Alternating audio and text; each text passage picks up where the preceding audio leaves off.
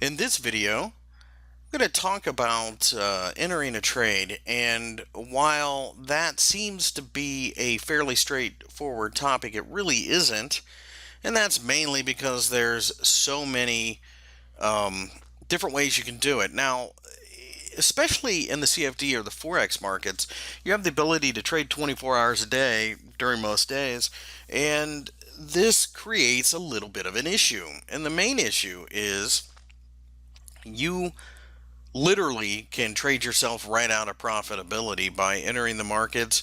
A lot of newer traders unfortunately feel that they can say things like one of the things you'll hear quite often is if you're not in the market you can't make money. Technically that's true, but if you're not in the market you can't lose it either. You need to know when it's time to get in, and this video isn't about creating the perfect entry signal. It's just about having one. Most people have some type of system that they trade. Like on this chart, I've got a trend line. We broke the trend line. Maybe that was a signal to start selling. There's a moving average that we're at right now, the 100-day exponential moving average. There's a descending triangle. I mean, there's a lot of different reasons why you could get involved in this market. But unfortunately, newer traders seem to think things like, well, and then in this case it's WTI crude oil, they'll say things like, well, I think oil is going to go higher, and they'll just buy.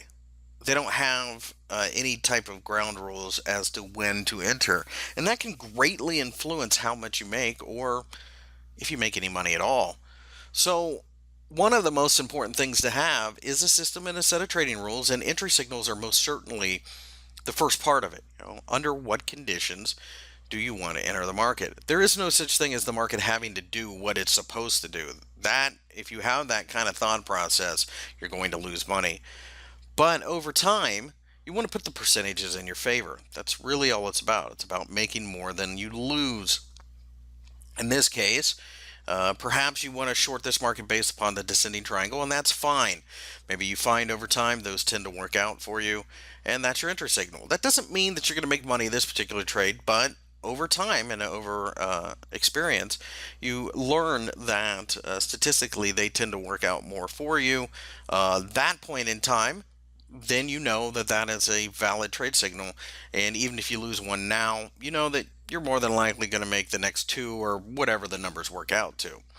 So with that in mind, make sure that you have a reason to enter a trade. You just don't enter a trade to be in the markets. It's one of the most dangerous things you can do.